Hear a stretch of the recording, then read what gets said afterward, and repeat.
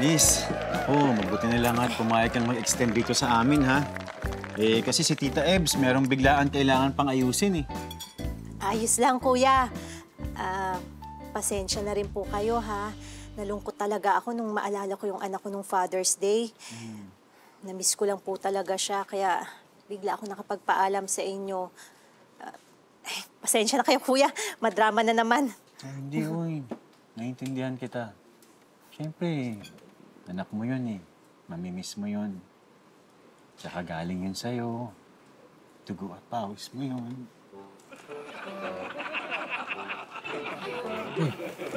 Bayaw, ano ba? Awat na. Naiyak na naman o baka umalis na naman yan.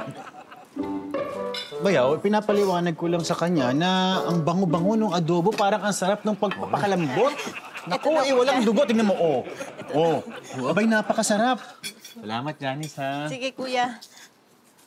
Mas masarap to kung may kanin. Eto na, kuya. Yun. Ayan, nako. Alright, salamat. Ikaw naman, Bayaw. Ano bang plano mo? Ano Bayaw, may pasok ako pero uuwi din ako agad. Tsaka nagsisimula na ako maging paki. Ikaw Bayaw? Susunduin ko si Ate Shelly mo. Bayaw, kala ko magkaaway kayo dahil nagsiselo siya kay Bianca. Bayaw, yung nangyari sa amin ni Bianca na napadpad kami dun sa kanyang truck at nalock kami dun, aaminin ko, wala akong nagawa agad doon. Pero ngayon, meron. Aayusin ko ang problema namin ni Shelly. Kaya susunduin ko siya. Ngayon ang follow-up ng visa application namin para sa New Zealand, eh. Akala ko hindi na siya tutuloy. Hindi na kayo tutuloy? Bayaw, tutuloy kami. Aayusin namin to. Oo, sige Bayaw. Good luck. Kuya, mawalang galang lang. Pero gusto mo ba ng tulong para mawala yung galit sa'yo ni Ma'am Shelly? May alam akong paraan. Ano, Gayuma? Si kuya naman eh. Gayuma kagad? Hindi. Alam niyo po kasi, yung pakiramdam ng isang tao na i-impluwensya ng iba't ibang bagay. Yung ire-recommenda ko sa'yo, kuya, herbal to. Natural.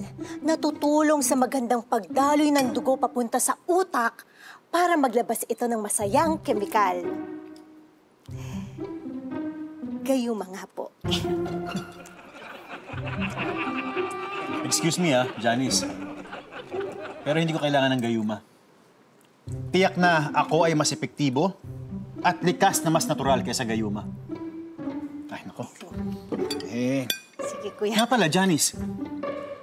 Yung pantalong kong madumi, nakita mo?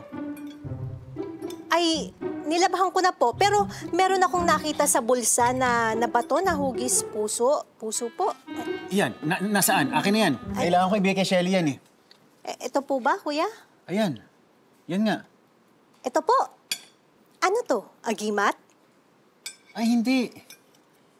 Alam mo kasi, Janice, Bayaw, ang tao, minsan, naiimpluwensyahan ang mood nila ng mga bagay na nakikita nila. Kaya nababago ang parang agimat nga. Akin na yan.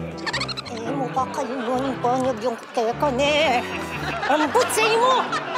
Okay. Tell me. Okay na, kuya. Good luck, kuya. Okay, kuhando. Tubig, kuya.